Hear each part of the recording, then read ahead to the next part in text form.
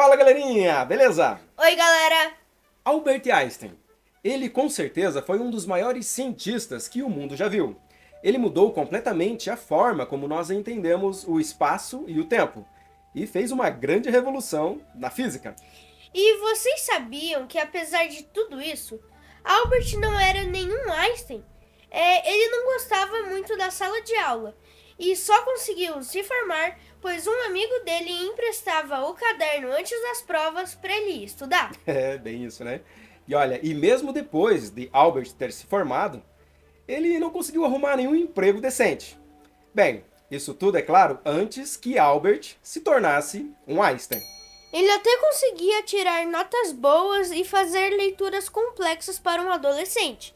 Porém, seus professores não consideravam ele como um gênio. E ao completar os seus 16 anos, Albert tentou entrar na Escola Politécnica de Zurique, mas infelizmente ele acabou reprovando, e principalmente nas matérias de língua, zoologia e botânica. Ele sempre foi muito bom em matemática e física, porém isso não era o suficiente para ele entrar na faculdade. E por isso que ele se esforçou nas outras matérias. E com isso, no ano seguinte, conseguiu entrar para a Politécnica de Zurique. E depois de 4 anos, ele conseguiu finalmente o seu diploma de professor de física.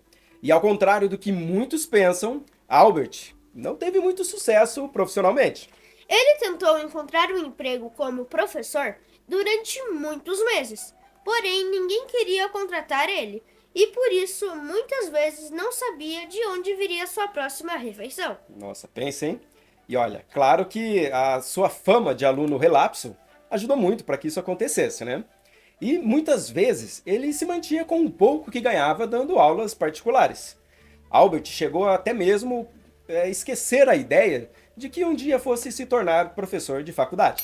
E com o passar dos anos, o desespero de encontrar um emprego só aumentava, até que ele encontrou seu grande amigo, Marcel Grossmann, que indicou um emprego para ele numa repartição pública suíça. E esse grande amigo foi aquele que emprestava os cadernos para que ele pudesse estudar para as provas.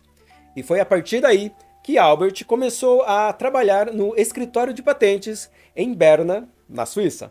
Esse trabalho não tem relação com a ciência, mas como o próprio Albert mesmo disse, abro aspas, esse negócio de passar fome já estava ficando chato, fecho aspas. E em uma carta para o seu grande amigo Grossmann, Albert agradece muito aí pela indicação e que faria de tudo para não desapontar.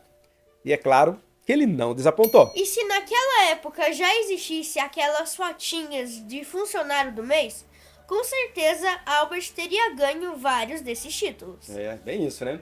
Mas e o que era o trabalho dele?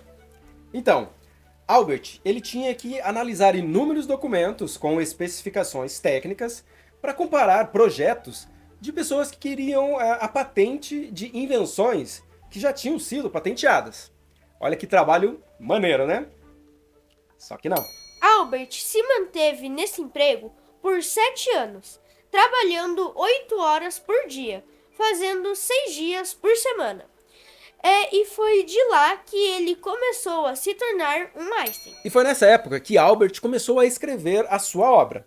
Ele provou a existência dos átomos através da teoria do movimento browniano. Fundou um pilar na física quântica através da teoria do efeito fotoelétrico, o que rendeu a ele um prêmio Nobel aos seus 42 anos de idade. E claro que não podemos esquecer da teoria da relatividade, onde ele apresentava que o espaço e o tempo era uma coisa só.